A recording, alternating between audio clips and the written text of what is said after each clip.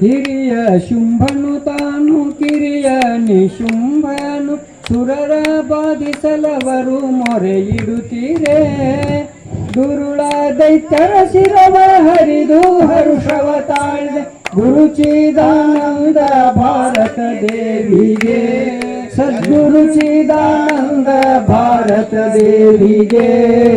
ಜಯ ಮಂಗಳಂ ನಿತ್ಯ ಶುಭ ಮಂಗಳಂ.